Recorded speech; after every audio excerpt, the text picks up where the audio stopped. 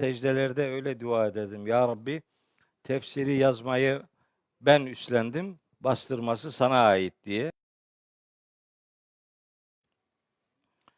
Bismillahirrahmanirrahim. Elhamdülillahi Rabbil alemin. Ve salatu ve selamu ala seyyidina Muhammedin ve ala alihi ve ashabihi ve men tebi'ahu bi ihsanin ila yevmiddin. Kıymetli kardeşlerim, hepinizi selamların en güzeliyle, Allah'ın selamıyla selamlıyorum. Allah'ın selamı, rahmeti, bereketi, afiyeti, mağfireti üzerinize olsun. Bugün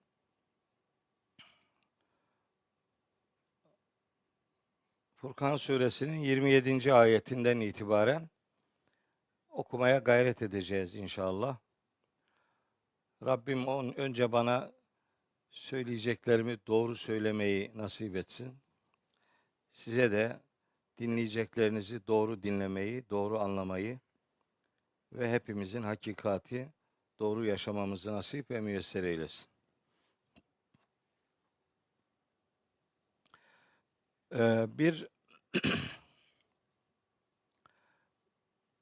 Bir hususu sizinle paylaşayım. Bugün saat 12'de inşallah bu dersi bugünlük bitireceğim. Çünkü 12 çeyrek geçe bir televizyona gidip çekimler yapıyorum bu ara. Dijitürk 1. kanalda Ramazan boyu yayınlanacak yeni programlar çekiyoruz. Caner Hoca, Emre Hoca, ben. Onların çekimleri devam ediyor. Buradan hızlıca çıkıp oraya gideceğim. Nasip olursa Ramazan için gene Eko Türk Televizyonu'nda 10-15 program çekeceğim. Dolayısıyla başka bir televizyon daha var. Henüz kesin değil. O da olursa bu Ramazan için oldukça yoğun bir tempomuz olacak. Allah zayi etmesin. Her ne kadar bazı kanallara çıkamıyor olsak da birini kapatan insanlar bininin açılmasına engel olamıyorlar. Dolayısıyla ve ballahu illa en yutimme nurahu, Allah nurunu tamamlamaktan asla geri durmayacaktır. Biz onun nurunu yani vahyini anlatmaya ne ki bu can bu tende ise o hizmeti yapmaya devam edeceğiz. Allahu Teala mahcup bırakmasın inşallah. Tefsirin baskıya verildiğini söylemiştim geçen ders 15 gün önce. Henüz basılamadı. Herhalde bir haftaya 10 güne inşallah belki bir dahaki ders 15 gün sonraki dersimizde inşallah buraya getirmeyi hayal ediyorum. 17 yıllık emeğimi inşallah önümüzde göreceğiz. Bakalım nasip olursa o da tamamlanmış olacak. Öyle hani çocuğunu bekleyen ebeveyn heyecanı neyse o ne kadar bekliyor? 9 ay bekliyor çocuğu görmek için. Ben 17 senedir bekliyorum. Dolayısıyla benimki biraz daha heyecanı yoğun bir bekleyiş. Allah mahcup bırakmasın inşallah. Evet, inşallah hakka ve hakikate dair bir hizmet kalemiyle kardeşlerimiz buluşacak. Ben hep öyle dua etmiştim. Eğer o tefsirle bir kişi olsun hakikatin izini sürebilecekse, bir tek kişinin gönlüne dokunabilecekse Allahu Teala onu bastırmayı nasip etsin diye hep dua ettim. Bazen secdelerde öyle dua ederdim. Ya Rabbi, tefsiri yazmayı ben üstlendim, bastırması sana ait diye. Yoksa biz onu nasıl bastıracaktık? Yani öyle bir 30 cilt ona bastırmaya imkanımız yoktu. Bir yiğit üstlendi, Allah ondan razı olsun. Yakında elimizde olacak inşallah. İstifade edebilmeyi Cenab-ı Hak hepimize nasip eylesin. Şimdi Furkan Suresinin 27. ayetinde kalmıştık. 26'yı okumuştuk. 27, 28, 29, 30 asla bölünemeyen bir içerik arz ediyordu. Onun için 27'nin hemen başında bırakmıştım. Şimdi oradan itibaren okumaya gayret edeyim. Geçen dersin konusu mahşer şartlarında kötü insanlara mücrim denen, cürüm işlemekten zevk alan, habire günah işleyen, günahla anılan, günahın her türlüsünü işleyen insanlara mahşer sabahı hiçbir müjdenin iletilmeyeceği ve onların her bir nimetten mahrum bırakılacağı ifade edilmiş idi.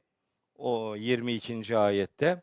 Dünyada yapıp ettikleri ne varsa hepsinin hebaen mensura, yani un ufak toz toprak olup gideceği, mahşerde onları göremeyecekleri. Çünkü onların etkisini, nimetini dünyada bitirmiş olacaklarını Ahkaf suresinin 20. ayetini okuyarak cevaplamaya çalışmıştım muhtemel soruları. Sonra cennetliklerin hem kalıcı yer olarak hem dinlenme yeri olarak en güzel ödül yurdu olduğunu ifade etmiştim 24. ayette.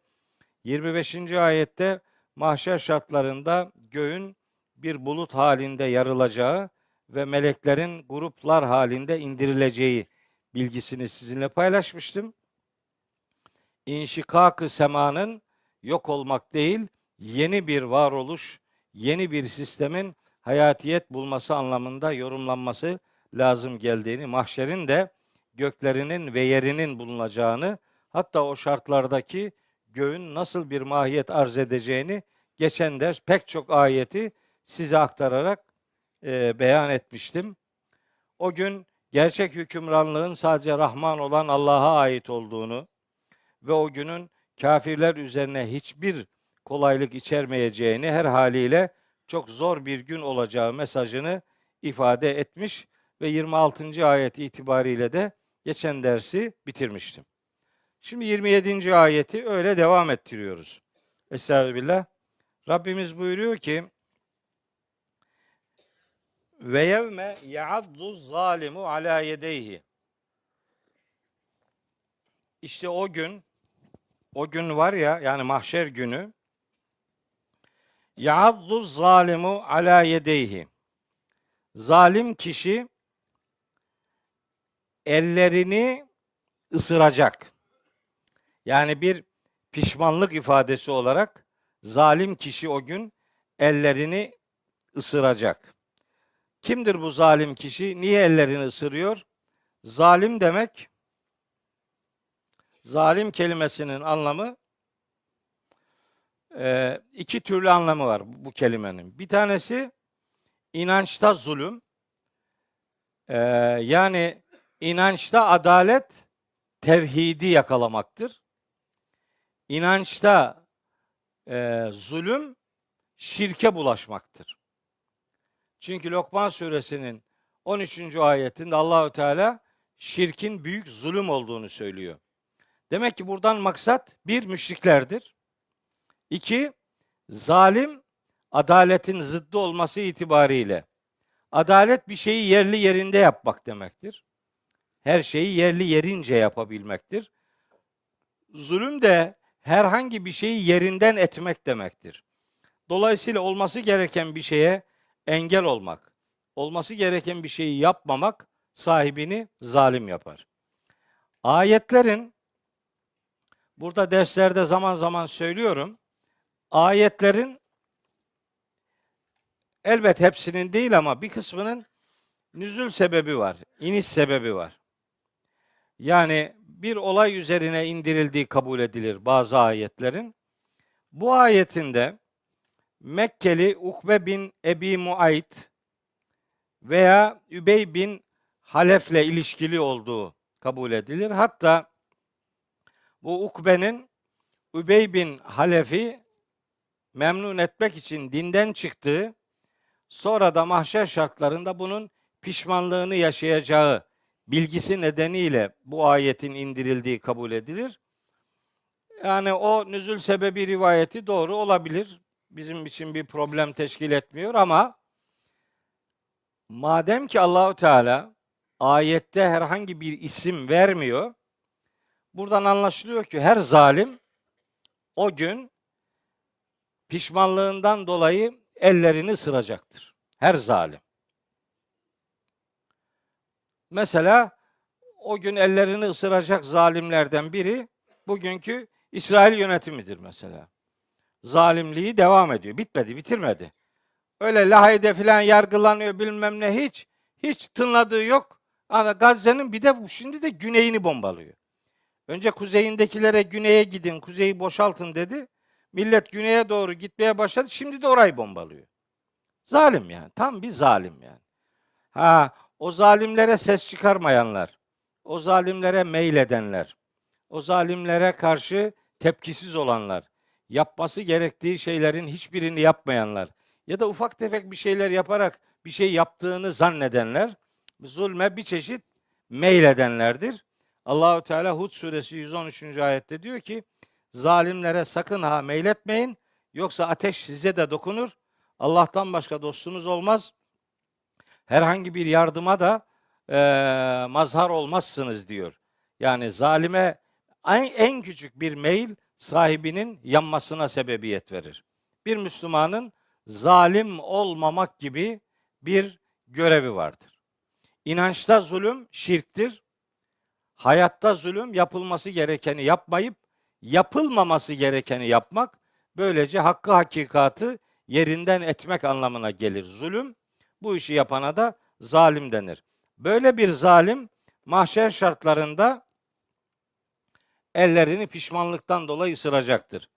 Ali İmran suresinin 119. ayeti var. Ali İmran suresi 119. Ahmet bayağı hızlı bugün. Bugün Özgür yok. Özgür biraz rahatsız. Onun yerine bizim Ahmet. Orada Ahmet'e dedim ki bak, Özgür yanlış yaparsa onu fırçalamazdım ama seni fırçalarım, dikkat et dedim bak. Adam ben daha ayetin lafzını bitirmeden görüntüyü verdi. Allah onu da sizi de bizi de Kur'an'ına hizmetkar eylesin inşallah. Şurada geçiyor bu kelime bir daha. Bu ısırmak, elleri ısırmak. Ali İmran 119. İşte ayet uzun. İlgili yeri okuyayım. Ve izâ lekûküm kâlû âmennâ. Bu namert insanlar sizinle karşılaştıklarında korkularından izde iman ettik derler. Ve izâ halev, ama kendi başlarına, kendi kafadarlarıyla baş başa kaldıkları zaman addu aleyküm, size duydukları öfkeden dolayı ısırırlar el enam ile, bu parmaklarını böyle öfkeden, sinirden ellerini, parmaklarını ısırırlar. Bunlar münafıkların ve ehli kitap kafirlerinin, küfrü tercih eden o kafirlerin durumunu anlatan bir ifadedir. Ve izâ halev addu aleykümül enâmile minel gayz. Gayızdan, öfkeden dolayı sizin üzerinize, sizinle alakalı böyle parmaklarını ısırırlar. Parmakların uçlarını böyle yerler. Bu parmakların uçlarını yiyenler vardır, bilirsiniz. Adamda tırnak kalmıyor yani. Etlerini de yiyor. Böyle sınav stresiyle veya bir problemle karşılaştığında adam diyor ki ben yıllardır tırnak makası kullanmadım. İyi yani. Sanki iyi bir şey. Niye yiyorsun bunları? Böyle yiyor, böyle hep ellerini yara ediyorlar filan. Ya bu iyi bir şey değil bak. Kiminle alakalıymış bu? Bu iyi bir şey değil. Yani ayetin demek istediği elbet o değildir yani şimdi. Haşa, ayete öyle bir gönderme yapmayalım da hani böyle tırnakları yemek iyi bir şey değil Ahmetciğim. Evet. Öfkesinden dolayı sizin üzerinize, sizinle alakalı parmak uçlarını ısırırlar.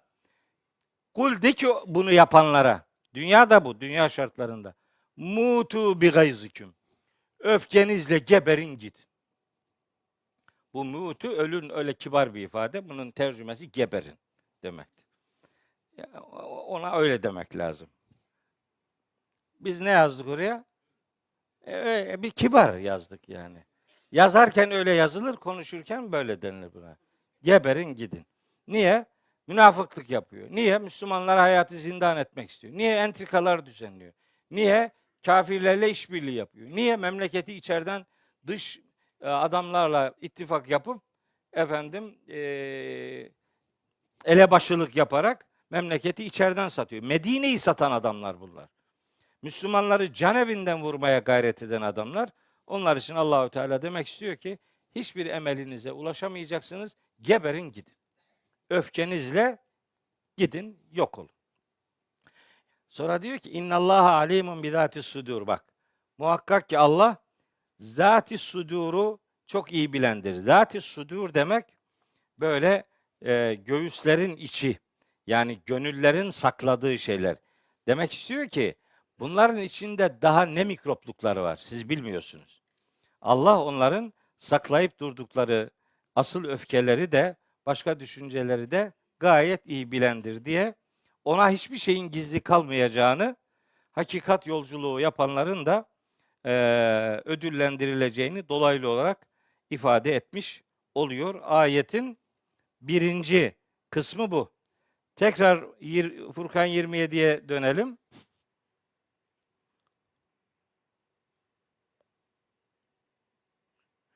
Diyor ki ayetin devamında ve yevme ya'addu zalimu ala yedeyhi, iki elini de böyle ısıracak pişmanlığından dolayı. Yakulu, şöyle diyerek mahşerde şöyle diyecek. Diyecek ki ya leyteni, ah ne olaydım, keşke ben ittehaztu ma'ar rasuli sebila. Keşke ben Resul ile beraber bir yol tutsaydım. Resul ile beraber bir yol tutsaydım. Şimdi bu vahyin indirildiği dönem itibariyle Mekkeli müşriklerin durumunu anlatıyor ve nihayetinde peygamberin davasıyla, onun misyonuyla buluşmayan insanların mahşerde bunu büyük bir pişmanlık sebebi olarak yaşayacakları anlatılıyor. Ya leyteni, ah ne olaydım, keşke ben ittehaztu ma'ar rasuli sebila, Resul'le beraber keşke bir yol tutsaydım diyecek. Şimdi peygambersiz bir din arayışında olmak büyük bir kayıptır. Bakın bu ayet peygamberi tanımamanın derin bir pişmanlık sebebi olacağını gösteren en önemli delillerden bir tanesidir. Ahzab suresinin 66. ayeti var. 33. sure Ahzab 66. Orada diyor ki bakın yevme tukallabu vucuhuhum finnar. O gün onlar yüzleriyle ateşe kapaklanacaklar. Yekulune, şöyle diyerek. Nasıl diyerek? Ya leytena, ah eyvah, keşke biz eta'nallaha ve eta'na rasula. Keşke biz Allah'a ve Resul'e itaat etmiş olsaydık diyecekler. Allah'a itaat etmemek, Resulüne itaat etmemek bir pişmanlık, bir mahcubiyet sebebi olarak dile getirilecektir. Ahzab 66'da bu ifade ediliyor. Nisa suresi 73. ayet var. Nisa suresi 73. Orada da diyor ki Yüce Allah,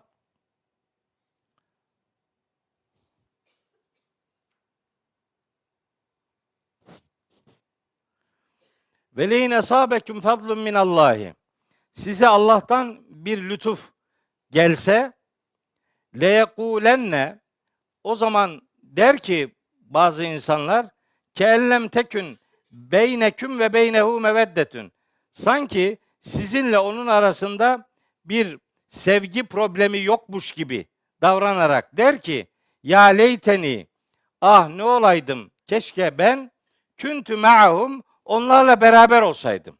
Yani Müslümanlarla beraber olsaydım der.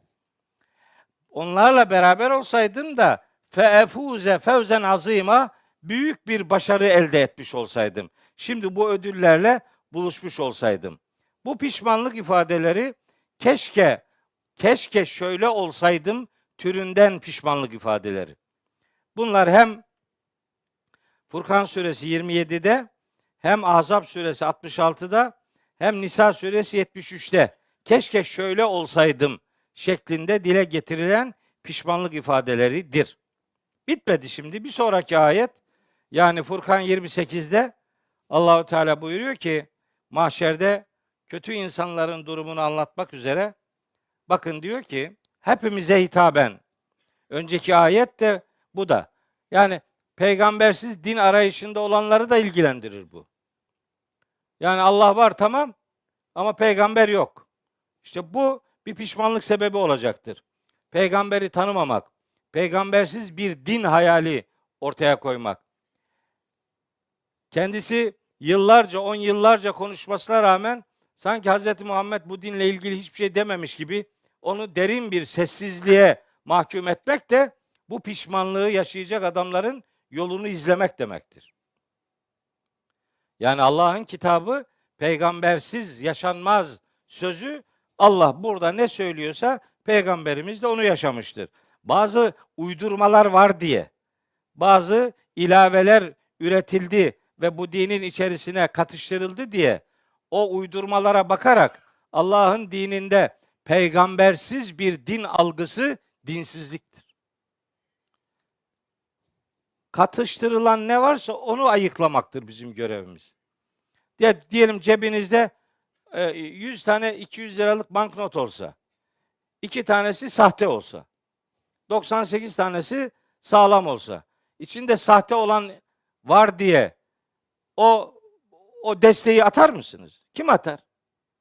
Ne yapar onun yerine? Ne atması? Adam öbür ikiyi de onda öyle yolunu bul, ayarla, anlamayacak adama kakala gitsin derler. Derler değil mi? Şimdi konu peygamberimizin dindeki misyonu olunca işte şöyle uydurmalar var. Var. Çocuk altını kirlettiği zaman çocuğu mu atıyorsun, bezi mi atıyorsun? Hangisini atıyorsun? Hayırdır yani. Yani bir şey bozuksa onu ayıklarsın kardeşim. Sana düşen odur. Tabii nasıl ayıklayacak? Nasıl ayıklayacak bunu? Onu ayıklayabilmek için şu kitabı çok iyi bilmek lazım. Bu kitabı en az benim kadar bilmek lazım. En az. Benimki de bir şey değil yani. Çok daha iyi bilmek lazım. Ayıklayacaksa. Öyle bir derdi varsa. Bu böyle benim aklıma yatmıyor demeyle olacak iş değil bu iş. İyi bir Kur'an'ın hakemliği devreye girer. Kur'an'ın hakemliğine müracaat edebilecek bir Kur'an donanımına ihtiyaç vardır. Yani ben bu ayet okuduğum zaman daima içim cızlar. Yani hani Kur'an diye yolculuğu olduğunu bildiğim arkadaşlar var. Yani derdi Kur'an. Tamam derdi Kur'an da yani bu sadece Kur'an, peygamberimiz yoka işi evirdiği zaman çok derece tehlikeli bir hal alır. Doğrusu böyle sıfırdan peygamberimizi hiç tanımayan adam da yoktur da onlar onu dinin içerisinde bir fonksiyon icra eden bir rol model gibi kabul etmesine rağmen pratikte onu pek zikretmeyen algılar var. Bunu yanlış buluyorum, tehlikeli buluyorum. Bu ayetin tehdidinin muhatabı olarak görüyorum. Bazı hadisler işte onu anlatıyorum. Diyorum ki rivayet yanlış olabilir, uydurma olabilir. Bunun hangisi yanlıştır, hangisi uydurmadır? O ancak Kur'an'la belli olur. Kur'an'ı bilmeyen bir adam böyle hadis olmaz diye kestirip atmaya başladığı zaman elde bir şey kalmaz. Yani sen peygamberin danışmanı mısın yani? Senin kafana uymuyor diye bu uydurmadır, bu sağlamdır filan böyle bir eleme usulü olmaz. Bizim hakemimiz var. Hakemimiz Allah'ın kitabıdır. Bakın size Allah'ın kitabının hakem oluşuyla ilgili bir ayet okuyayım. Ahmetciğim, En'am suresi 114. ayet. En'am 114. En'am 114. Artık Ahmet En'am'dan aramıyor, 6'dan arıyor.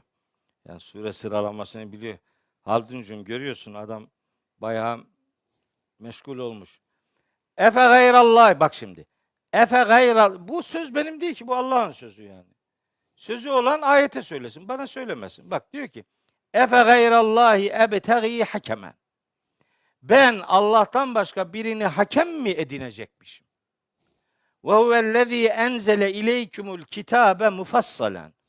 O size bu kitabı mufassal olarak yani konuları ayrıntılı olarak ortaya koymuş, bu kitabı indirmiş olmasına rağmen bu kitap ortada dururken ben nasıl başka hakem ararım demektir bu. Adam diyor ki hakem filanca olacak. Falanca hakem olacak. Filanca. Ya kardeşim senin hiç Kur'an'dan haberin yok mu? Bu ayetlerle karşılaştığın zaman ne diyeceksin Allah'a ya? Burada hakemimiz var. O Allah'ın kitabıdır. Bu kitap burada durduğu sürece ki kıyamete kadar, son saate kadar elimizde olacaktır. Bu Allah'ın garantisidir. Dolayısıyla biz yolumuzu, yordamımızı, yönümüzü, yürüyüşümüzü bu kitapla gerçekleştireceğiz. Peygamberimizin misyonu da bu kitabı yaşamaktır. Kur'an başka bir şey söyler, sünnet başka bir şey söyler sözü kesinlikle doğru değildir. Sünnet, Kur'an'ın yaşanabilir olduğunu gösteren pratik uygulamalardır. Kur'an teorik bilgiler içerir, sünnet onları pratiğe döken uygulamalardır. Yani Kur'an başka, sünnet başka değildir. Asla ve asla değildir. Sünnet denen şey, Kur'an'ın yapın, edin veya yapmayın, etmeyin dediği konuların yapılması veya yapılmaması lazım geldiğini gösteren, pratikte uygulanabilir esaslar olduğunu bize öğreten ve Peygamberimizin rol modelliğini önümüze getiren prensiplerdir, uygulamalardır. Yani benim Kur'an dediğim her yerde Resulullah zaten vardır. Siz şahitsiniz. Şimdi bizi internetten izleyen kardeşlerim de şahittir. Benim öğrencilerim 36 senedir Samsun'da ilahiyatta hocayım. Benim öğrencilerim şahittir değil mi Saadet? Benim öğrencilerim şahittir. Benim Peygamberimizle alakalı en ufak bir kırıklık ortaya koyabilecek bir duyarsızlığım olmaz.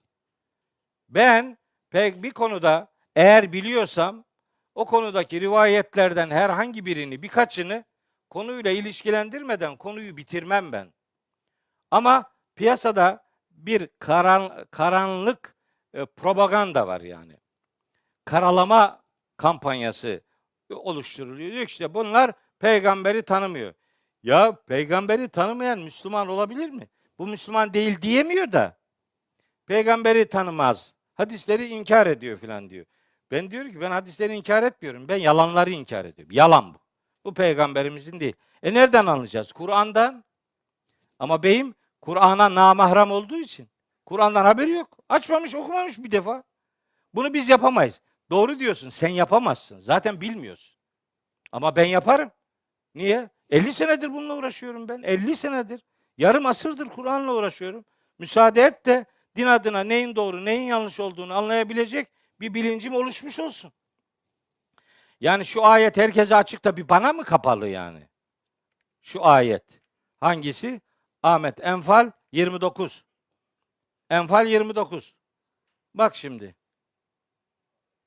Ne diyor? Ya eyyühellezine amenü. Ey iman edenler, İn tettekullah, eğer Allah'a karşı muttaki olursanız, yec'al leküm furkanen. Allah sizin için Furkan yaratır. Eğer muttaki olursanız Allah sizin için Furkan yaratır. Furkan ne demek? Furkan doğruyu yanlıştan ayırt edebilme gücü demektir. Ne doğrudur, ne yanlıştır bunu anlarsın. Allah sana bunu ihsan edecektir. Peki bir insan nasıl muttaki olur? Onun cevabı da Ahmet En'am 155'tedir. En'am 155. Bakın bir adam nasıl Furkan sahibi olurmuş? Muttaki olurmuş. Ve haza kitabun enzelnahu, bu indirdiğimiz kitap mübarekün, bir bereket kaynağıdır. Fettebi'uhu, bu kitaba tabi olun. Kur'an'a tabi olun. Vettekû, böylece muttaki olun. Muttaki olmanın yolu bu kitaba tabi olmaktan geçer kardeşim. Muttaki mi olmak istiyorsun? Bu kitabı yaşayacaksın. Hazreti Peygamber bu kitabı yaşadı. Allahu Teala ona da bu kitaba tabi olmasını emretti. İşte Araf suresinin 3. ayeti.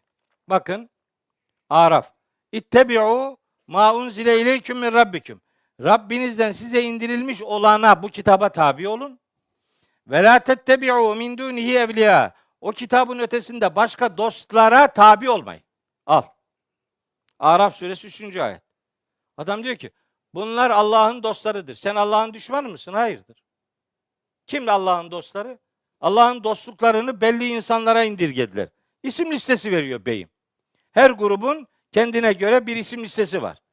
Herkese göre Allah'ın dostları başka. Listeler oluşturuyorlar.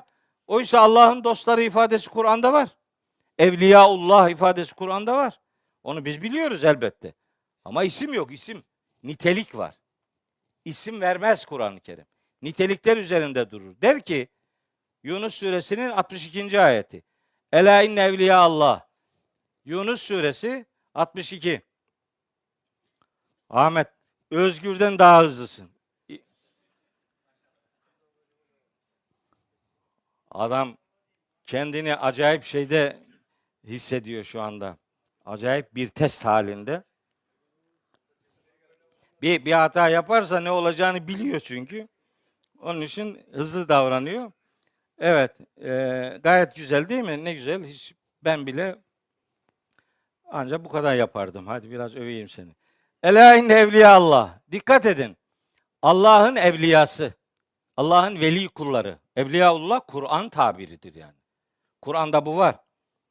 Siz kendiniz isim listesi yapmayın diyoruz biz. Adam diyor ki Evliyaullah'ı inkar ediyor. Ya Allah Evliyaullah'ı nasıl inkar ederim? İşte Yunus 62 orada duruyor. Bunu ben inkar edebilir miyim? Ayet bu. Hani rivayet olsa ayetlere aykırıdır diye kabul etmediğim olabilir. Ama bu ayet. Ama ayette diyor ki Allahu Teala Evliyaullah var ya la havfun aleyhim. Onlara hiçbir korku yoktur. Ve lahum yahzanun. Onlar hüzünlenmeyeceklerdir de. Diyor 62. 63'te bunların niteliklerini anlatıyor. Diyor kim bunlar? İsim vermiyor. Bak diyor ki ellezine amenu. İman eden herkes Allah'ın dostudur. Bitti. Ve kânû yettekûn. Ve muttakice davranan herkes Allah'ın dostudur. Sen ne isim listesi yapıyorsun ya? Allah'ın veli kulları var. Biz onlardan tevbe almaya gittik. Tevbe patates mi? Ne alıyorsun? Hayırdır? Ne tevbesi alıyorsun, tevbe satıyorsun? Hayırdır ya? Nasıl bir şey bu yani? Bunlar veliyullah'tır. Sen şakiyullah mısın yani? Sen Allah'ın şakıya, eşkıyası mısın yani? Onlar evliyaullah'tandır. Biz de öyleyiz Allah'ın izniyle. İman eden, muttakice davranan herkes Allah'ın velisidir. Allah böyle söylüyor kardeşim. Dolayısıyla hani meseleyi birileri üzerinden bir taraflara yaslamaya gayret etmek doğru bir tavır değildir. Biraz daha dikkat etmek, hesap etmek gerekiyor. Ben şahsen ayetleri peygamberimizin dindeki misyonunu anlatırken o da Kur'an'a uymakla emrolunmuştur. Yani bir sürü ayet okuyabilirim size şimdi bununla alakalı. Bir tane söyleyeyim öyle sloganik gitmesin. Ahmet, Yunus suresi gene Yunus'tan olsun 15. ayeti yazalım. 15. Uzun bir ayet. Bak şimdi. Ve izâ tütle aleyhim âyâtuna beyinatin. Onlara bizim ayetlerimiz açık açık okunup aktarıldığı zaman kâlellezîne lâ yercûne likâena. Bizim huzurumuza gelmeye inanmayanlar derlermiş ki İ'ti bi Kur'anin gayri hâzâ. Bu Kur'an'dan başka bir Kur'an getir bize. Beğenmiyor, işine gelmiyor. Başka bir Kur'an getir. Veyahut da beddilhu, onu değiştir. Yani bunun dediği sarmıyor adama, başka bir şey getir. Bu çok tanış bizim için biliyor musunuz? Sünnet Kur'an'ı neshedenlerin bu ayetin tehdidiyle yüz yüze olduğunu hiç akıllarına getirmiyorlar. Değiştiriyor Allah'ın kitabını. Diyor ki sünnetle ayet çelişirse sünneti alırım. Bak şuna bak ya. O sünnet dedin, rivayet dedin, ha uydurmaysa ne olacak? Sen neyin yerine alıyorsun ya? Sonra freni patlamış kamyon gibi gidiyor. Sünnetin Kur'an'ı neshettiği örnekler diye bir çarşaf liste çıkartıyor. Sonra bir grup orada da durmuyor. Diyor ki içtihat, yani alimlerin yaptığı içtihatla sünnet çelişirse alimler tercih edilir. Oo, gazan mübarek olsun. Sen bu gidiş doğrudan cehenneme doğru gidiyorsun. Sen ne yapıyorsun? Sen Allah'ın ayetini neye kurban ediyorsun ya? Ayeti doğru dürüst anlamayı becermiyorsun. Ayeti kesip doğruyorsun. Başka bir Kur'an getir ya da bunu değiştir demeyle bunların yaptığı arasında fark yok. Aynı şey. Sonuç aynı kapıya çıkıyor yani. Üzerine alınmıyor, bakma. Alınmazsa alınmasın. Aynı işi yapıyorsun. Kusura bakma kardeşim. Kul de ki bu Kur'an'dan başka bir Kur'an getir ya da bunu değiştir diyenlere de ki diyor Allahu Teala. Ma yekûnü li. Ma yekûnü li. Benim için olacak iş değildir. En übeddilehu min tilkai nefsi. Onu kendi tarafımdan değiştirebiliyor olmak benim için yapılabilecek bir iş değildir. Olacak şey değil bu. İn ettebi'u illa ma yuha ileyye. Ben sadece ve sadece bana ne vahyolunuyorsa ona uyarım. Bitti. Başka? Hadi şey de yaz. Yunus 109'u yaz. Haydi bakalım. Bir de oradan olsun. Al. Vettebi' ma yuha ileyke. Sen sana vahyedilmekte olan neyse işte ona tabi ol. Sana vahyolunmakta olan neyse ona tabi ol. Bizim peygamberimize tabi olmamızı isteyen 2 tane ayet var. Bir tanesi Araf suresinin 158. ayeti, öbürü de Zuhruf suresinin 61. ayeti. Zuhruf 61'i şey yapalım. Zuhruf 43. sure. 61. ayet hadi. Bak. Ve innehu le'ilmun lis-saati. O İsa veya vahiy iki türlü de anlaşılabilir. Son saat için bir bilgidir. Fela temterunne biha, son saatten sakın şüpheniz olmasın. Vettebi'uni, bana tabi olun diyor peygamberimiz için. Demek peygamberimize tabi olmamız gerekiyor. Niye? Çünkü o bizim üsve-i hasenemizdir. Rol modelimizdir bizim. Biz onunla bu dinin yaşanabilir olduğunu görecek ve onu hayata aktaracağız. Başkasına uymayacağız. Biz peygambere tabi olacağız. Çünkü onun da tabi olduğu şey Kur'an-ı Kerim zaten. Yani biz Kur'an'a tabi olduğumuz zaman otomatik olarak peygamberimize de tabi olmuşuz demektir zaten. Kur'an'a tabi olmak başka, Resulullah'a tabi olmak başka bir şey değildir. Böyle laf kalabalığı yapıp milletin zihnini darmaduman etmenin bir alemi yok. Kur'an'da konularla ilgili ayetlerin hepsine bakarak kanaat sahibi olmak lazım. Bir tanesine bakıyor yarım yamalak, arkasından önünden haberi yok. Ondan sonra efendim alıyor eline klavyeyi, oradan sallayıp duruyor. Bizim Haldun da onları görünce hocam diyor senin için şöyle diyorlar. Desin kardeşim ya. Desin ya, peygamberimiz için demişler de benim için demiş bir şey mi yani? Şunu demesin peygamberimiz, ben onun mücadelesini veriyorum. Ahmet 28. ayete gelelim, Furkan. Devam ediyoruz yani. Bir sonraki ayet pişmanlık. Öyle bir pişmanlık ifadesi var ki burada 28. ayet. Kur'an'da sadece burada geçiyor bu. Bak bu daha hiçbir yerde geçmiyor. Bu kadar. Ya veyleta leyteni. Pişmanlığın 3 ifadesi yan yana sadece Kur'an'da burada var. Ya leyte epeyce var da ya veyleta leyteni daha yok. Sadece burada var. Hani ya leyte kavmi ya'lemun var. Ya leyteni küntü turaba var. Ya leyteni lem ute kitabiye var. Ya leyteni kaddemtü li hayati var. Yani ya leyte ifadeleri var da ya veyleta leyteni sadece burada var. Çok önemli çünkü. Niye? Bakın. Diyor ki Rabbimiz, mahşerde kötü insanlar şöyle bir pişmanlık ifadesi yaşayacak.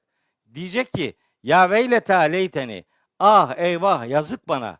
Keşke lem ettehiz fulanen halila.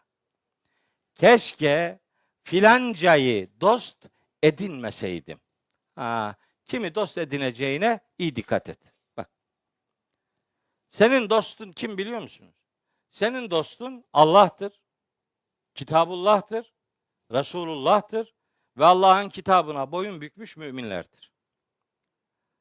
Sen Allah'ın kitabını bırakıp onu hayata aktarmak üzere gönderilmiş olan Kitabullah'ı bırakıp Resulullah'ı bırakıp başka herhangi birini dost edinirsen, halil edinirsen, başka herhangi birini, burada bir isim vermiyor. Anlayacaksın ki kimse yani. Herhangi birini keşke dost edinmeseydim. Şimdi burada bir ayeti okumam lazım benim. Bu ayeti okumazsam olmaz. Hangisini okuyayım? Aslında bir sürü okumak istediğim ayetler var da bir tane okuyayım. O yeter. Ahzab suresinin 67. ayetini okuyayım. Ahzab 67. Ha.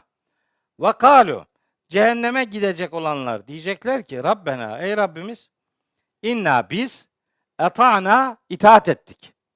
Şimdi bak, kelimelere bak. Kelimeler benim değil. Zoru olan gitsin Kur'an'la uğraşsın. Benden bir şey yok. Al. İtaat ettik. Kime? Saadetena.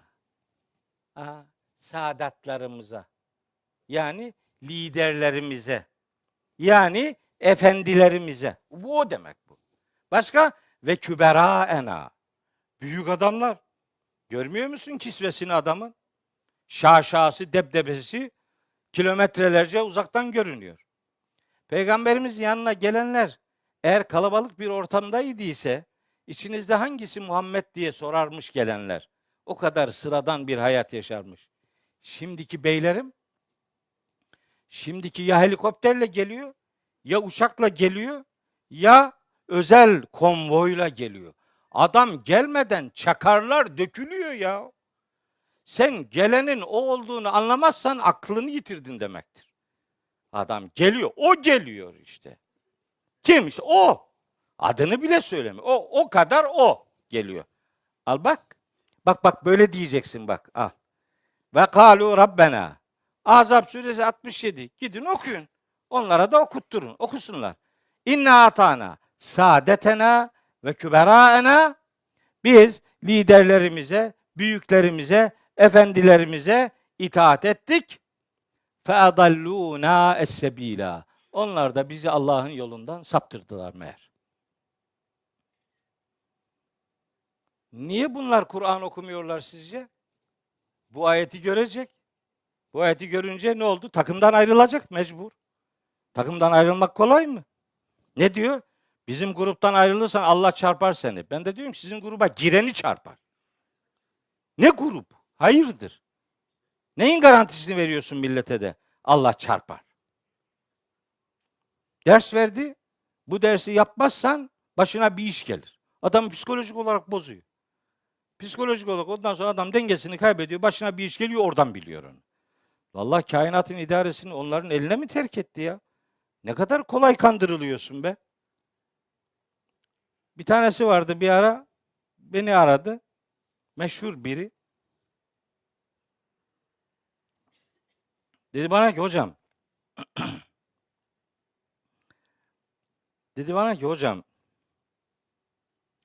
sen Kur'an'ı çok iyi biliyorsun ama ancak, lakin, fakat bir cümlenin peşinden geliyorsa o öncekini iptal eder. Orayı bırak. Şimdi diyecek, asıl diyeceğini söyle. Ama, lakin, evet. Sen işte bir takımdan söz ediyor. 3 harfliler. Cinlerden yani. Sen diyor bak bunlarla ilgili bir şey bilmiyorsun. Gel sana ben biraz ders vereyim dedi. Sen bana ders mi vereceksin dedim. Sen cinleri görüyor musun dedim. Görüyorum dedi. Allah görünmezler diyor. Sen nasıl görüyorsun? Allah'ın görünmez dediğini sen nasıl görüyorsun? Ben görüyorum diyor. Yalan konuşuyorsun dedim. Yalan. Sen Cin suresini hiç okudun mu dedim ya. Cin suresini okusana bunu bana teklif etmeyecektin. Bence benim senden ders almaya değil, senin benden ders almaya hem de yıllarca ders almaya ihtiyacım. Bence sen gel, seninle beraber Kur'an okuyalım. İstersen ikimiz de Kur'an'dan ders alalım dedi. Sonra o arkadaşımızın başına bir iş geldi. Cinler onu yalnız bıraktı. O sıkıntıdan onu haberdar etmediler. Ne kadar kolay kandırılıyoruz ya. Ne kadar kolay. Bak ben size söylüyorum. Kur'an'ı bilmeyene her yalanı yutturursunuz. Burada ölçü Kur'an'ın bilinmesidir. Biz de bunun için uğraşıyoruz. Allah'ın kitabını bilsin insanlar. Yolculuğumuz budur. Hiçbir zaman beni okuyun, beni dinleyin, benim konferanslarıma gelin. Öyle bir şey demedim ben. Allah'ın kitabına bana gel demedim, kendine gel dedim. Kendine gel. Yalan konuşuyorlar, aldatıyorlar sizi. Aldatıyorlar. Yarın Allah'ın huzurunda bak bunu diyeceksin. Bu 67. ayet. Bunun bir de 68 kısmı var. Ahmet bir de 68 okuyalım. Sadece bu kadar değil. Bak. saptırılanlar, liderlerine, büyüklerine, efendilerine itaat edip hak yoldan saptırılanlar diyecekler ki Rabbena, ey Rabbimiz, atihim, bunlara ver, ضَعْفَيْنِ minel azabi, azabı kat kat ver. Burada peşine gitti, süründü, eteğini öpmekten helak olduğu adamlar için mahşerde diyecek ki ya Rabbi, bunlar bizi yoldan saptırmış, sen bunlara azabı katlayarak ver. Vel anhum la'nen kebira. En büyük lanetinle bunlara muamele et. Ah. O zaman kimi dost edineceğini iyi ayarla. Bak, bunlar kaçınılmaz. Ya bir ayet daha okuyayım size bak. Fussilet 29. Fussilet 42. Fussilet 41. Ahmet, beni şaşırttın ya. 29. Bak. Ve kâlellezîne keferu. Kafirler demiş olacaklar ki Rabbena, ey Rabbimiz, erina, bize göster. Kimi? Ellezeyni, şu iki tipi. Hangi iki tip? Edallâna, bunlar bizi saptırdılar. Bizi saptıran şu iki tipi bize göster. Kimdir bu saptıran iki tip? Kimden oluşuyor? Minel cinni vel ins. Cinlerden ve insanlardan olup bizi saptıran şu iki tipi bize göster ki nec'alhuma tahta akdamina. Onları ayaklarımızın altına alalım. Liyekûnâ minel esfelîn, aşağılıklardan, rezil ve pespaye olanlardan olsunlar diye bunları ayaklarımızın altına alalım, çiğneyelim, ezelim. Kim diyor bunu? Burada kandırılan, saptırılan insanlar kendilerini kandıran, saptıranlar için mahşerde bu isteği Allah'a yönlendireceklerdir. Sözü olan Fussilet 29'a söylesin. Sözü olan Ahzab 67-68'e söylesin. Bana bir şey söylemesinler. Evet. Keşke, evet 29'a geliyoruz. Keşke, Furkan 29, keşke filancayı dost edinmeseydim. Niye? Şimdi bu çok önemli. Niye? Ya bugün dediğim ayetlerin hepsini unutabilirsiniz. Ama lütfen şunu unutmayın. Allah aşkına şunu unutmayın. Niye Resul'le birlikte yol tutmalıydık da başka birilerini dost edinmeseydik? Niye? Niye böyle diyecekler? Al. Lakat, çünkü bu dost edindiğim adamlar edalleni, meğer beni saptırmış bu adamlar. Neden saptırmışlar? Aniz zikri, Kur'an'dan beni saptırmışlar. Kur'an'dan beni ayrı koymuşlar. Kur'an noktasında beni şaşırtmışlar. Ba'de izcaeni, bana gelmiş olmasına rağmen, benim önümde bulunmasına rağmen bu tipler beni Allah'ın vahyinden, Allah'ın zikrinden ayrı düşürdüler, saptırdılar. Ya başka ayete gerek yok ki. Şimdi bak, adam seni neye davet ediyor? Kur'an'a mı davet ediyor, takıma mı davet ediyor? Resulullah'a mı davet ediyor, kendi önderine mi davet ediyor? Kime davet ediyor? Veya davete kandın gittin, Allah'a davet ediyorum diye davetini söyledi. Sonra gittin bir baktın ki onların bulunduğu yerde Allah'ın kelamı hiç konuşulmuyor, okunmuyor bile. Al. Kimi dost edineceksin? Seni zikirle buluşturanı dost edineceksin. Seni Allah'ın zikrinden alıkoyanları, uzak tutanları dost edinmeyeceksin. Onları dost edinmemenin gerekçesi insanları Kur'an'dan ayrı düşürmeleridir. Bu kadar. Bana 2 saat, 3 saat, 12 saat, 50 saat, 100 saat, 10 sene, 5 sene, 40 sene bana hikaye anlatma kardeşim. Bana Allah'ın vahyini anlat diyeceksin. Sen böyle konuşuyorsun. Allah ne diyor bu noktada? Bana bunu söyle diyeceksin. 2 kere sorduğunda cevap alamayacaksın. Bu defa seni ya o gruptan atacaklar ya da sen bir daha onlara gitmeyeceksin. Niye bizi dinlemeyin diye pompalama yapıyorlar? Böyle birkaç kişi var. Mehmet okuyanı sakın dinlemeyin. Niye? Diyor ki yahu öyle tehlikelidir ki diyor. Şimdi beni bile saptırmasından korkuyorum diyor. Ben neye seni saptıracağım? Hayırdır? Fikrine güvenmiyorsun demek ki. Beni dinlese adam ne olur yani? Ben ona ne diyorum? Zorluyor muyum? Yok. Allah'ın kitabından ayet okuyorum. Kavgan varsa Allah'ın kitabıyla kavga et. Ben sana başka bir şey demiyorum. Dinleme diyor bizi. Bizi dinledi mi Kitabullah'ın farkına varacak. Kendini fark edecek. Fıtratıyla buluşacak. Biz ona bir fıtrat daveti gönderiyoruz. Başka bir amacımız yok. Bizim bir grubumuz yok. Bizim bir takımımız yok. Bizim bir kliğimiz yok. Bizim bir ne bileyim tarikatımız yok. Bizim bir cemaatimiz yok. Yok. Yok yani. Biz herkes siz olun. Müslüman kimliğinizle Allah'ın huzuruna gidin. Size şeref olarak Müslümanım demek yetsin. Fussilet suresi 33. ayet oku. Ahmet, Fussilet 33. Bak şimdi ne diyor? Fussilet 33. 41. sure. 33. Al. Benim sözüm değil. Rabbimizin sözü. Bak. Ve men ahsanu kavlen mimmen daa ilallahi. Allah'a davet edenden sözü daha güzel olan kim olabilir? Ne diyor? Allah'a davet edenden sözü daha güzel olan kim olabilir? Demek ki Allah'a davet edecekmiş. Şimdi bir ayette aklıma get. Bunu bitireyim. Allah'a davet edecek. Gruba davet etmeyecek. Partiye davet etmeyecek. Cemaate davet etmeyecek. Allah'a davet edecek.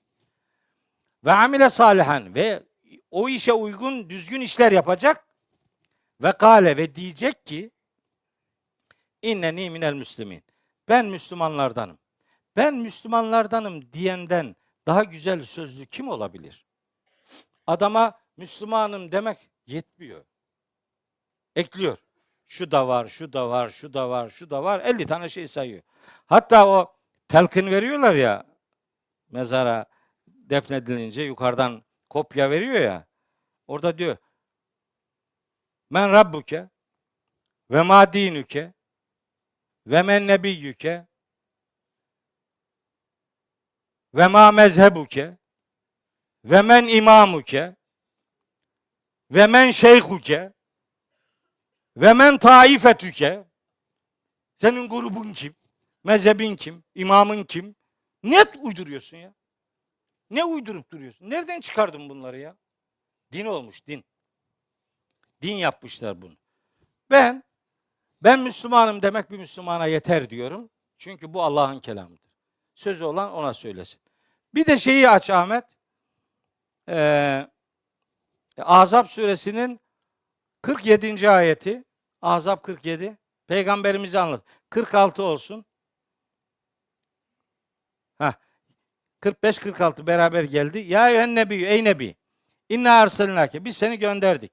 Şahiden. Bir, şahit olacaksın. Yani insanlara örnek olacaksın. Ve mübeşşiren, müjdeleyici olacaksın.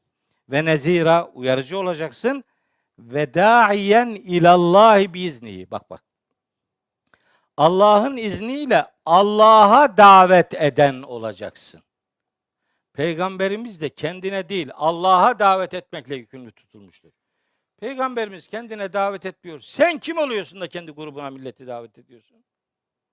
Senin yatacak yerin var mı arkadaş? Hadi onlar bundan menfaat umuyorlar. Size ne oluyor ya? Niye inanıyorsunuz? Yalan konuşuyor işte ya. Yalancı. Kur'ansız Müslümanlık almış başını gidiyor ya. Daha da var. Mesela bir tane daha söyleyeyim size. Nahl suresinin 125. ayeti. Nahl 125. Al. Ud'u ila sebili rabbike. Peygamberimize diyor, peygamberimize. Rabbinin yoluna davet et.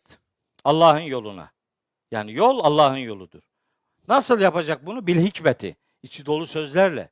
Vel mev'izatil haseneti. En güzel öğütlerle Allah'ın yoluna davet edecek. Bir de Yusuf suresi 109. ayete bakalım. Yusuf 109 olmadı. 108. O da bir tane seker. Bak 108. Yusuf 108. Kul de ki hâzihi sebili. İşte benim yolum bu.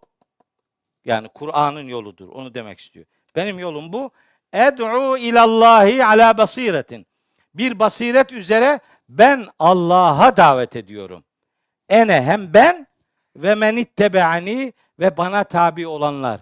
Biz Allah'a davet ediyoruz diyor.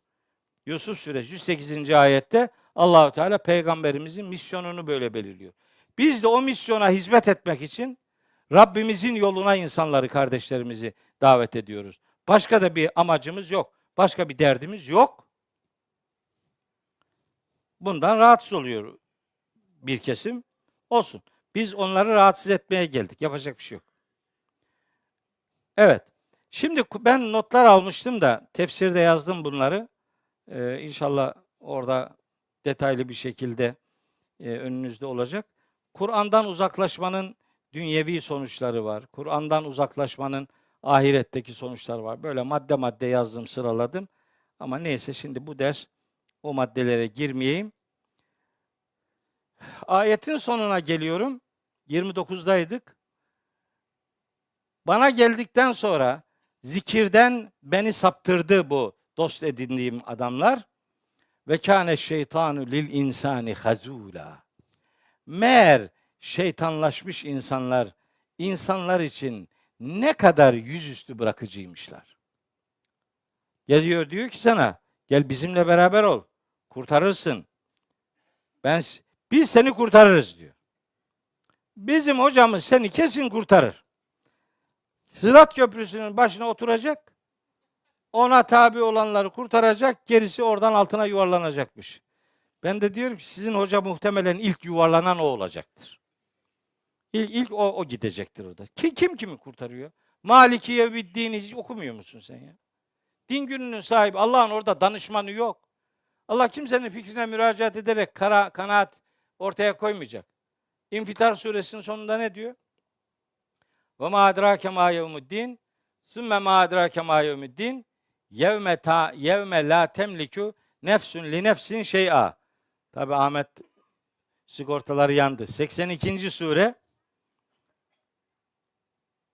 18-19. Sümme ma edrake ma yevmiddin. O din gününün ne olduğunu sana bildiren ne olabilir ki? 19'a gelelim. Yevme o gün la temlikü nefsün li nefsin şey'a. O gün hiçbir nefis için hiçbir şeye sahip olamayacaktır. Vel emru yevme izin lillah. O gün buyruk sadece Allah'a aittir. Kardeşim, geçen ders okumuştuk ya. El mulkü yevme izinil hakku lirrahmani. O gün gerçek hükümranlık sadece Rahman'a aittir. Ya bu ayetlere rağmen nasıl böyle şeyler söylüyorlar? Anlamış değilim. Gerçekten şaşkınlık yaşıyorum mesela. Tabii. Şefaat. Çığırından çıkardılar Allah'ın güzelim kavramını. Darmaduman ettiler. Evet, şimdi bir ayet daha okuyacağım. Bunu okuyayım artık kaç gündür. Geçen akşam Ahmet diyor bana ki, baba bu Furkan suresinin 20. ayetinden 34. ayetlere kadar ki bölümünü aylar önce hazırlamıştık. Güya bir ders olarak hazırlamıştık. Bir türlü bitiremiyorsun. Ya bir derste bir ayet okuyoruz, 2 ayet okuyoruz filan. Adam bir ders bu şeyleri o hazırlıyor. Bir dersi hazırlayayım derken biz bir dönem götürdük bir dersle. Yani işimiz kolay demeye getiriyor. Bizimki böyle biraz yavaş gidiyor. Olsun böyle olacak. Şimdi 30. ayeti okuyacağım. Öyle de bitireceğim inşallah. Ben bu ayetin konusuna muhatap olmamak için yaşıyorum arkadaşlar, kardeşlerim. Benim hayat yolculuğum şurada anlatılanlardan olmamaya endekslidir. Allah için ben yolculuğumu böyle yapıyorum. Bakın Furkan suresi 30. ayet. Ve kâle Resulü.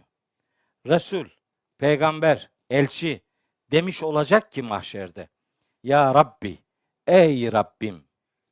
İnne kavmi, şu benim kavmim. İttehazu hazel Kur'ane mehcura. Şu benim kavmim bu Kur'an'ı yalnız bıraktılar. Bu Kur'an'dan hicret ettiler. Bunu terk edilmiş bıraktılar. Kimden söz ediyor? Bizde şöyle bir hastalık var. Hiç üzerimize alınmıyoruz. Bizimle alakalı değil ki bu diyor bu. Bu Mekkeli müşriklerle alakalı. Peki. Bak Mekkeli müşriklerle alakalı olsaydı evet onlarla da alakalıdır. Tabi Kur'an'a inanmayan, Kur'an'a itibar etmeyen Kur'an'ı terk etmiştir. Elbette bu şikayetin muhataplarından birileri onlardır. Ama burada o kadar güzel bir Kur'an estetiği var ki İttehazu edindiler hazel Kur'ane. Bu Kur'an bak bir defa Kur'an'la beraberler bunlar. Kur'an'la ilgili bir duruşları var. Ne var? Mehcura. Hicret edilmiş bıraktılar Kur'an'ı. Kur'an'dan hicret ettiler. Yalnız bıraktılar. Eğer inançsızlar söz konusu olsaydı inne kavmi ittehazu hazel Kur'ane metruka derdi. Terk ettiler. Bakmadılar. İtibar etmediler. Veya ne bileyim başka bir kelime kullanırdı. Onu kullanmıyor. Mehcur kelimesini kullanıyor. Biz diyor ki bu bizimle alakalı değil. Dolayısıyla bu Kur'an'a inanmayanlarla alakalıdır. Evet onlarla da alakalıdır. Elbette öyledir. Ama burada kullanılan kelime madem ki mehcur kelimesidir. Bu şu demektir. Öyle insanlar olacak ki demek ki Kur'anlı da yapamıyor, Kur'ansız da yapamıyor. Yanında Kur'an var ama hayatında yok. Değil mi? Kendi hayat akışını kendi başka şeylere göre belirliyor. Allah'ın indirdiği esasları hayatına taşımıyor. Ama Kur'ansız da değil. Ne yapıyor? İşte anlamadan hatim yapıyor. Aybetti. Şimdi Ramazan yaklaşıyor.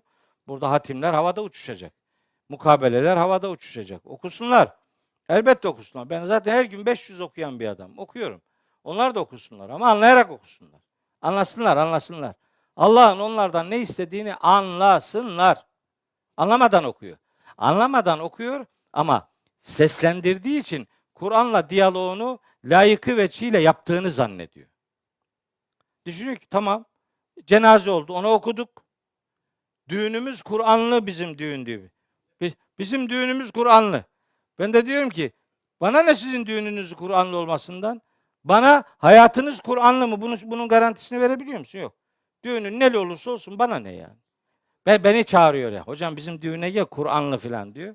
Orada Kur'anlı demek istiyor. Kur'an okunuyor yani. Kur'an okunuyor. Peki dinleyen var mı? Geçen Yavuz'un nişanını yaptık. Bir kardeşimiz var burada. Benim torunum dediğim bir kızımızı onunla nişanladık. Onun nişan merasiminde bunun kayınpederi olacak arkadaş dedi ki hocam Kur'an okutalım mı? Dedim ki Mustafa burada dinleyeceklerse okutalım. Bu düğünlerde kimse Kur'an dinlemiyor ya. Herkes kendisi muhabbete dalıyor. Kur'an senin fon müziğin mi? Kim Kur'an'a fon müziği muamelesi yapabilir yani? Yani Kur'an senin için beste. Oradan bir beste, bir lahuti bir ses geliyor. Oluyor Kur'anlı. Bunlara Kur'an'ı mehcur bırakan adamlar diyorum ben. Bakın bu ayeti çalışırken, tefsir yazarken Kur'an'ın mehcur bırakılmasıyla alakalı şöyle bir rivayetle karşılaştım. Tabi o rivayeti oraya veremeyiz. Ben okuyayım, siz takip edin. Rivayeti gidip Zemahşeri'nin tefsirinde, Razi'nin tefsirinde, Alusi'nin tefsirinde bulabilir arkadaşlar. Şöyle bir rivayet. Diyor ki, peygamberimize nispet edilen bir rivayet bu. Demiş ki peygamberimiz, men teallemel Kur'ane ve allaka mushafen lem yeteahhethu ve lem yanzur fihi, yani kim Kur'an'ı öğrenirse fakat ona ilgi duymaksızın, yani içindekileri düşünmeksizin onu başucuna asarsa, bak allaka asıyor, muallakta bırakıyor, yukarıya asıyor, aşağıya düşürmüyor. Bir hakkını teslim edelim yani, belden aşağıya düşürmüyor ama ikinci kattakinin neresine geliyor orayı düşünmüyor tabii yani. O yukarı kaldırıyor ama üst kattakinin neresine geliyor orayla ilgilenmiyor yani. Onun saygısı bundan. Tek katlı binalarda o saygı söker. Apartmanda sökmüyor işte. O da yanlış değildir. O gene iyi bir iştir de tam değil yani. Onunla kendini avutma. Gözünü seveyim. Ca yevmel kıyameti, Kur'an kıyamet günü gelecek. Müteallikan bihi, adamın yakasına yapışacak Kur'an. Onu öyle asan, yukarıya asanların yakasına yapışacak.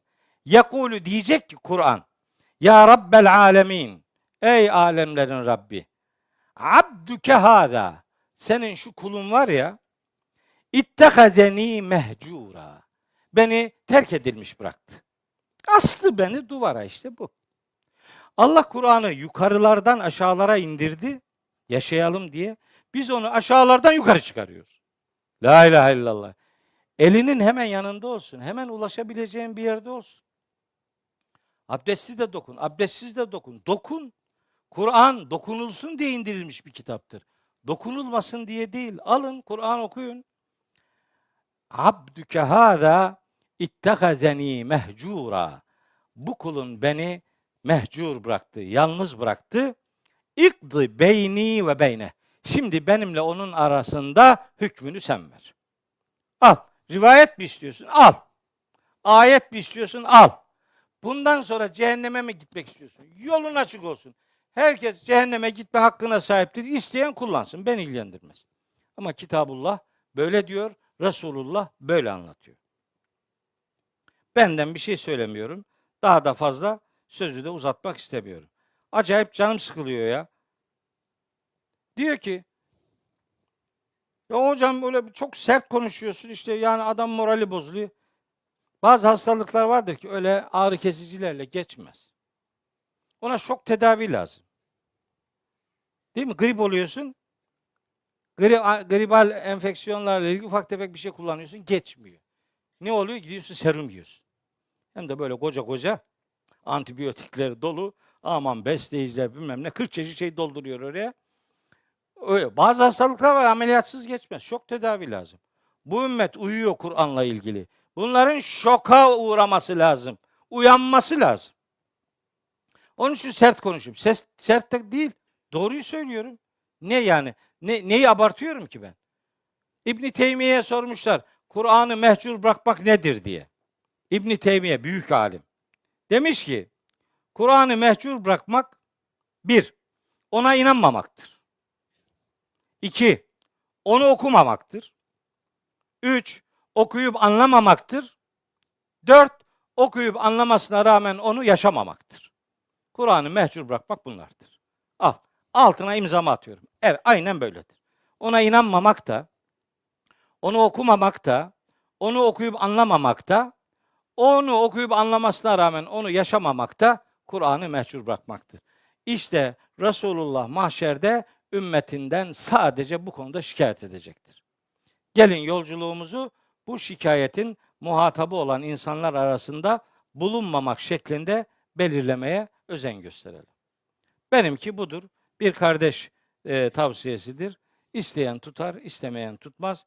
Elimden gelen uyarıyı kardeşlerime yapmayı bir görev biliyorum. Onun için biraz heyecanlı da konuşuyorsam beni lütfen bağışlayın. Herhangi kimseye bir garezim yok.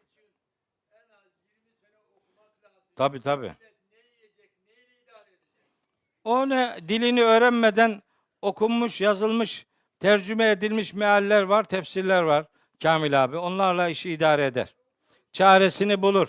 Bir işi, benim babam öyle derdi, rahmetli babam. Bir işi yapmak isteyen çaresini bulur, yapmak istemeyen de bahanesini bulur. Hatta hafızlıkta ders yapmadığım zaman derdi ki, hafızlık yapanların işi gücü nedir biliyor musun? Bahanesi ağzına en yakın cebindedir. Ha, burayı gösterirdi. Hiç öyle aşağılarda bahane aramaz. Aman buradan tak söyler onu sana. Bahaneyle belki beni kandırırsın. Allah'ı kandıramayacaksın. Dolayısıyla Allah'a bahanelerle değil, hakikatlerle ulaşmak gerekir. Bizimki hakikat yolculuğu yapmaktır. Allah bu yolculukta sizi de bizi de mahzun bırakmasın inşallah. 15 gün sonra tekrar 32. ayetten itibaren okumaya devam edeceğiz. 15 gün sonra buradayım. Nasip olursa. Bu arada birine özel bir selam göndermek istiyorum. Aslında öyle bir adetim yok ama meselenin şeyinden dolayı, nazikliğinden, hassasiyetinden dolayı zaman zaman söz ederdim size, bir Kur'an talebesi yeğenim var diye. Sümeyye diye bahsederdim. Ara ara derslerime gelirdi. Onun eşi ağır bir ameliyat geçirdi. Çok ağır bir ameliyat geçirdi. Genç çocuk, 30 yaşında. Tedavi görüyor, ağır bir tedavi görüyor. Ona buradan selam iletiyorum. Allahu Teala Şafi ismiyle tecelli buyursun inşallah. Ona da, bütün hastalara da Cenab-ı Hak Şafi ismiyle tecelli buyursun diyorum.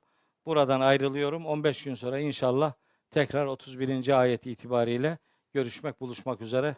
Hepinizi Allah'a emanet ediyorum. Allahu Teala elinizi ve yüreğinizi ebediyen bırakmasın.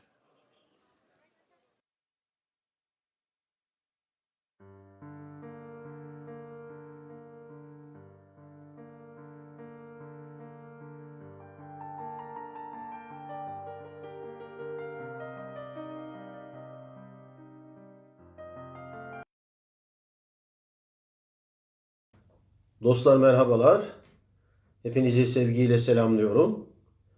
Bugün sizlere şefaat konusundan bahsedeceğim. Bir süredir bana yer yer sorulan bir soruydu. Ben de bu konuyu video olarak çektiğimi düşünüyordum. Videolarıma baktım, böyle bir konunun olmadığını gördüm. Meğer